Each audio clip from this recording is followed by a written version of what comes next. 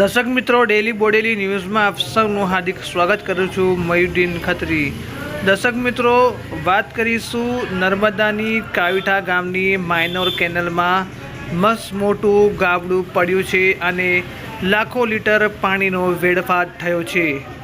હાલ શિયાળાનો સમય છે, ખેડૂતોને પોતાની ખેતી પકાવવા માટે સતત પ્રયત્નશીલ છે, પરંતુ 2 દિવસ પહેલાં જ બનાવવામાં આવેલી કેનલમાં આજે વહેલી સવારે મસ્ત મોટું ગાબડું પડી જતાં લાખો લીટર પાણીનો વેડફાટ થયો છે। સંખેડા તાલુકાના ચંદાનગર પાસેથી પસાર થતી નર્મદા કાવીઠા માઇનોર કેનલમાં આજે ગાબડું પડી જતાં લાખો લીટર પાણીનો વેડફાટ થઈ રહ્યો છે।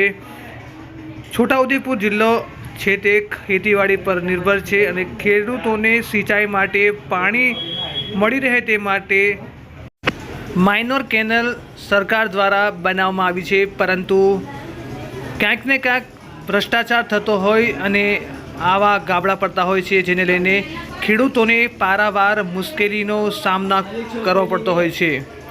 આજે વહેલી સવારે પાણી છોડવામાં આવ્યું હતું અને આ પાણી છોડતા જ ચંદાપુર પાસે મસ્ત મોટું ગાબડું પડી ગયું છે, જેને લઈને તમે દ્રશ્યોમાં જોઈ શકો છો કે લાખો લીટર જે પાણી છે તે ખેતરોમાં વહી રહ્યું છે અને લાખો લીટર પાણી વહી જતાં મોટું નુકસાન થઈ રહ્યું છે।